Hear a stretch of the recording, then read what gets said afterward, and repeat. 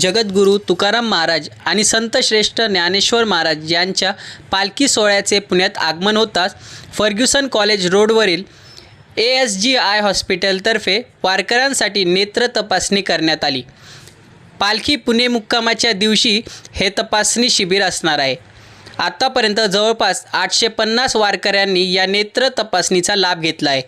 Doctor Nitesh Salunkhe, doctor Hemant Kamble, doctor Piyush Jain, doctor Akash Yadav, doctor Anup Sadaphale, doctor Sudeep Pujari अशा निष्णात नेत्रतज्ञांनी पालखी सोहळ्यातील वारकऱ्यांची सेवा केली. याचबरोबर झोनल मॅनेजर रामेश्वर इंगळे यांनी शिबिर यशस्वी होण्यासाठी विशेष परिश्रम घेतले. हॉस्पिटलतर्फे अनेक सामाजिक कामे केली जातात. याचाच एक भाग म्हणून या नेत्र तपासणी शिबिराचे आयोजन करण्यात आले होते. या शिबिरांतर्गत नेत्र तपासणीबरोबरच आवश्यक त्या औषधांचे वाटप करण्यात आले. तसेच डोळ्यांची काळजी कशी घ्यायची याबाबतचे मार्गदर्शनही करण्यात आले. मी डॉक्टर हेमंत कांबळे आहे. मी इथे ASGI हॉस्पिटलमध्ये मागच्या एक 6-7 वर्षांपासून काम करतो आहे. आम्ही पुण्यामध्ये मागच्या एक 4-4.5 वर्षापासून काम करतो आहे. आमचं हे जे हॉस्पिटल आहे तिथे आम्ही सध्या सगळे 5 डॉक्टर आहोत. तर आम्ही डोळ्यामध्ये जेवढे वेगवेगळे विकार असतात, जेवढे वेगवेगळे आजार असतात, म्हणजे ते मोतीबिंदू झाला, म्हणजे मी स्वतः कॅटरॅक्ट आणि आपलं कॉर्निया ट्रान्सप्लांट आणि लेसिक स्पेशलिस्ट आहे. यासोबत आमची टीम आहे एक 5 डॉक्टरांची. तर आमच्यासोबत डॉक्टर पियुष जैन आहेत, जे सर ग्लोकोमा आणि पीडियाट्रिक म्हणजे लहान मुलांचे स्पेशलिस्ट आहेत. डॉक्टर अनुप आहेत, हे पण कॅटरॅक्ट आणि रिफ्रॅक्टिव्ह स्पेशलिस्ट आहेत. डॉक्टर आकाश यादव हे आपले ऑक्युलोप्लास्टी म्हणजे ट्यूमर स्पेशलिस्ट आहेत. त्यासोबत लेसिक वगैरे पण करतात सर, चष्म्याचा नंबर वगैरे काढण्याचं सर्जरीज करतात. एक आमचे डॉक्टर आज सुट्टीवर आहेत, ते डॉक्टर पुजारी सर आहेत, ते रेटिना स्पेशलिस्ट आहेत. म्हणजे आमची एक पूर्ण टीम आहे जी आम्ही ट्राय करतो की डोळ्याचे जेवढे विकार असतील त्यांचं आपण एका रूफ खाली एका जागी आपण सगळे म्हणजे ट्रीटमेंट करण्याचा प्रयत्न करतो. तो सर हे ॲक्च्युली सगळं जातं आमच्या फाउंडर्सला, जे आमचे 2 फाउंडर होते, डॉक्टर अरुण आणि डॉक्टर शशांक. तर हे दोघं ॲक्च्युली एम्समध्ये होते आणि मग त्यांचं एक पहिल्यापासून एक असं एक एम होतं की बाबा आमची जी त्या लेवलची फॅसिलिटी आपल्याला पूर्ण कंट्रीमध्ये आणि बाहेर ठिकाणी पण आपल्याला ती द्यायला हवी. तर ह्या उद्देशाने ASG सुरू झालं होतं एक ऑलमोस्ट 16 इयर्स अगो. आणि आता ASGमध्ये ऑलमोस्ट आमचे एक 50 ब्रांचेस आहेत. त्यासोबत आता साऊथमध्ये वासनसोबत पण आम्ही आता काम करतो. तर अराउंड 100 ब्रांचेस इन इंडिया आहेत. त्या व्यतिरिक्त बाहेर पण 2 नेपाळमध्ये एक ब्रांच आहे आमची, आफ्रिकामध्ये एक ब्रांच आहे. सो बेसिकली आता आमचं काम असंच आहे की we want to work for the people आणि आपल्याला ती quality care at affordable price. इंडियामध्ये ते खूप महत्त्वाचं होतं की एम्स एक मोठं नाव आहे आपल्या देशामध्ये. तर एम्सच्या क्वालिटीचं ट्रीटमेंट काय रेटमध्ये पुण्यामध्ये मिळतं, तर ते अफोर्डेबल आहे का जे गरजू लोक आहेत त्यांच्या हिशोबाने? हां सर, बेसिकली आता एवढ्या मोठ्या लेवलवरती काम करायचं तर ते जेव्हा नंबर वाढतात तेव्हा अफोर्डेबल जास्त होतं. एक सिम्पल म्हणजे लॉजिक असतं. आता त्यामागे मग सर असं आहे की आम्ही इथे आता जे काम करतो, आता आम्ही मग त्यासोबत ECHSचे आपले जे पेशंट्स आहेत, CGHS जे गव्हर्मेंट पेशंट्स आहेत, ह्यांना आपण सगळे ट्रीटमेंट सगळं प्रोव्हाइड करतो. त्या व्यतिरिक्त आम्ही वेगवेगळे कॅम्प्स वगैरे करतो. तर फ्री तर नाही, पण बऱ्याच आम्ही कॅम्प रेटमध्येच भरपूर सर्जरीज वगैरे पण करतो.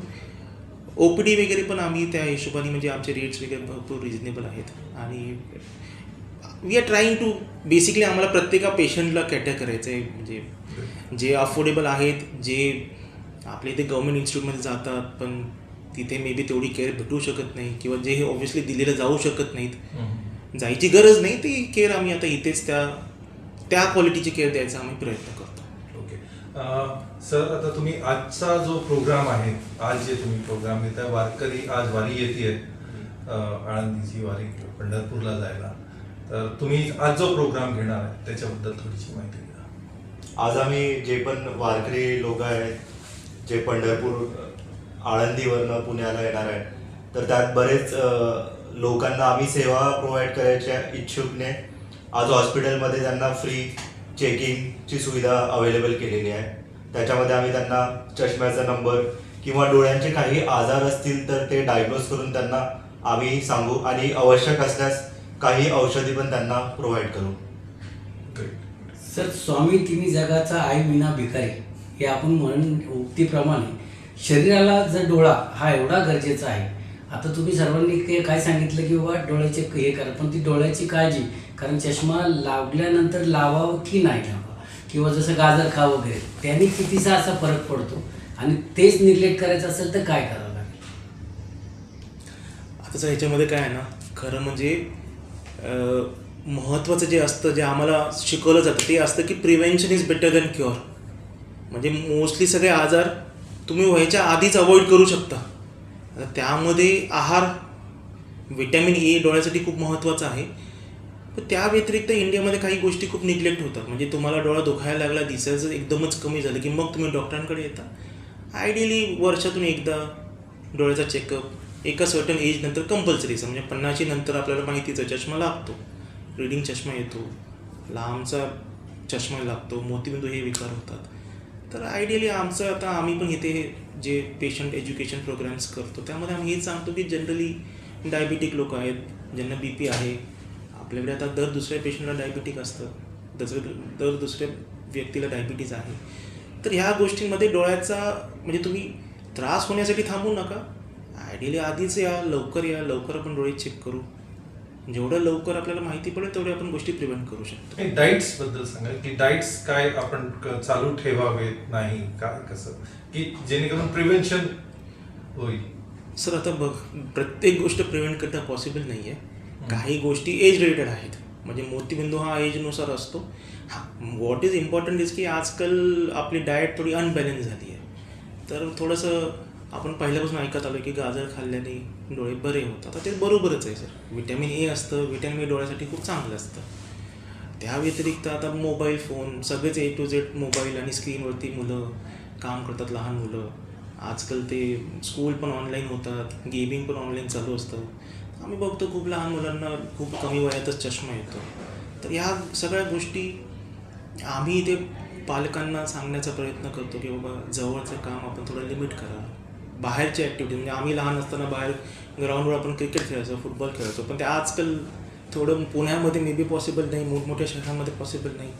पण ह्या गोष्टी खूप महत्त्वाच्या आहेत. शाळेमध्ये पण आम्ही आमचा आता ह्यासोबत एक साही नावाचा एक प्रोग्राम चालू आहे, ज्याच्यामध्ये आम्ही लहान मुलांचं स्कूलमध्ये स्क्रीनिंग करतो आहे. पुण्यामध्ये ऑलमोस्ट सगळ्या शाळेमध्ये आमचा हे प्रोग्राम सुरू आहे. हां, तुम्ही त्याच्यामध्ये थोडंसं सांगा की तुम्ही सोशल ऍक्टिव्हिटीज काय काय करता? तुम्ही सगळेच जण कॉन्ट्रीब्युट करू शकता, म्हणजे सर तुम्हाला सांगायचं काय? तर आपल्याकडे असं गरजू व्यक्तींसाठी बऱ्याच योजना आपण राबवतो. जसं आपण शिबिर पण हे करतो, अरेंज करतो मध्ये, आणि त्याच्यात अगदी मोफत दरात आपण शस्त्रक्रिया वगैरे, कॅटरॅक्ट सर्जरी करायचा प्रयत्न करतो. त्यासोबतच आपलं PMC जे पुणे म्युनिसिपल कॉर्पोरेशन आहे, त्यांची जी योजना आहे शहरी गरीब योजना, तर ती पण आपण इथे राबवतोय. म्हणजे PMCच्या लिमिटमध्ये काही पेशंट असतील आणि अफोर्डेबल नसतील तर त्यांचं पण आपण कमीत कमी दरात उपचार करून द्यायचा प्रयत्न करतो. आणि आपल्याकडे सर असं म्हणजे पैसा एक उद्देश नाहीये. आपलं सरांनी जसं सांगितलं तसं म्हणजे एक क्वालिटी केअर आपल्याला अफोर्डेबल रेट्समध्ये आपल्याला प्रोव्हाइड करायची. समजा ज्यांना अफोर्ड होत आहे त्यांच्यासाठी तर ठीक आहे, त्यांना काही प्रॉब्लेम नाही. पण ज्यांना अफोर्ड जरी होत नसेल तरी त्यांच्यासाठी आपण प्रयत्न करतो की त्यांचं काही स्कीममध्ये आपण बसून काही करू शकतो किंवा आपल्या रेट्समध्ये काही आपण त्याच्यामध्ये डिस्काउंट आपण जर देऊ शकतो तर अशा पेशंट्सना, बऱ्याच पेशंटना आपण डिस्काउंट देऊन करतोय. आणि कॅम्प्स पण, शिबिर थ्रू पण मध्ये आपण शिबिर पण करतोय. त्याच्यामध्ये पण आपण शस्त्रक्रिया आणि इव्हन चेकअप पण आपण बऱ्याच जणांचं आपण फ्रीमध्ये करतो आपण इथे. आणि सोबतच जसं सरांनी सांगितलं की असाही म्हणून आपण एक ही योजना राबवतोय, त्याच्यामध्ये लहान मुलांचं, कारण मी लहान मुलांच्या डोळ्यांचे स्पेशलिस्ट आहे. लहान मुलांचं कसं बरेच त्यांना डोळ्याचे विकार असतात आणि त्यांना ते कळत नाही, माहिती नसतात किंवा ते सांगत नाही. तर म्हणून आम्ही पॅरेंट्सना हे युजली जेव्हा येतात पॅरेंट्स आमच्याकडे, त्यांना सांगण्याचा प्रयत्न करतो की एक जे फर्स्ट जे चेकअप आहे डोळ्यांचं, ते जेव्हा मुलगा 2 वर्षाचा झाला की ते फर्स्ट चेकअप त्याचं व्हायला पाहिजे त्यावेळेस. म्हणजे काही जर आजार असेल, काही त्याला नंबर असेल किंवा कॅटरॅक्ट असेल, तिरळेपण असेल, ते आपल्याला लवकर लक्षात आलं तर आपण ते लवकर त्याचा उपचार करू शकतो. किंवा समजा काही बरेच जे प्रीमॅच्युअर बेबीज असतात, म्हणजे जे 9 महिन्याच्या आधी त्यांचा जन्म होतो तशा बेबीजना लगेच एकदा 1 महिन्यानंतर चेकअप करण्याची गरज असते, कारण त्यांना आरोपी म्हणून हा रेटिनोपॅथी ऑफ प्रीमॅच्युरिटी म्हणून हा आजार होण्याची रिस्क असते. आणि 2 वर्षाचं झाल्यानंतर मग जेव्हा स्कूलमध्ये जायला लागतात मुलं, तेव्हा पण त्यांचं एकदा चेकअप होणं खूप गरजेचं असतं, की त्यांना काही चष्माचा नंबर आहे तर ते नंबर आपल्याला देता येतो त्यांना, जेणेकरून त्यांचा अभ्यासावर परिणाम होत नाही. बऱ्याच मुलांना म्हणजे त्या अभ्यासात कमजोर असतात आणि त्याचं कारण हे असतं की त्यांना डोळ्याने दिसत नाहीये आणि हे लक्षात येत नाही, कारण मुलं सांगत नाही. तर असं आपण सगळं म्हणजे ओव्हरऑल सगळे डोळ्यांचे जेवढे विकार आहेत ते एकाच छताखाली आपण देण्याचा प्रयत्न करतोय, आणि ते पण अफोर्डेबल रेट्समध्ये. आणि बऱ्याच योजना आपण राबवतोय. एक महात्मा फुले ज्योतिबा फुले जी योजना आहे ती पण आपण आणण्याचा आपला प्रयत्न आहे. ती पण फ्युचरमध्ये जेव्हा अवेलेबल होईल तर त्या योजनेअंतर्गत पण आपण बरेच उपचार आपण त्याच्यात करू शकतो. लेझरद्वारे चष्माचा नंबर पूर्णतः घालवण्यात येतो असं म्हणतात, तो त्याबद्दल जरा सविस्तर माहिती द्या. अब देखिए सर, लेज़र जो हम बोलते हैं ना जिससे चश्मे का नंबर हटाया जाता है, वो एक पर्टिकुलर एज के लिए एक ग्रुप के लिए होता है ना. हम बोलते हैं कि 18 के बाद में हम कर सकते हैं, उसमें भी आपका नंबर स्टेबल होना चाहिए. उसके लिए कुछ और एक इन्वेस्टिगेशन की जाती है.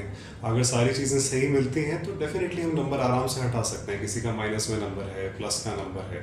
कई बार ऐसे होते हैं जिनका नंबर बहुत ज़्यादा होता है, अगर लेज़र से हटाना पॉसिबल नहीं है तो उसके और भी तरीके होते हैं. नए नए तरीके आ गए हैं आजकल, ICL करके बोला जाता है. वो सारी फैसिलिटीज़ हमारे यहाँ पे अवेलेबल हैं, तो वो सब किया जा सकता है आराम से.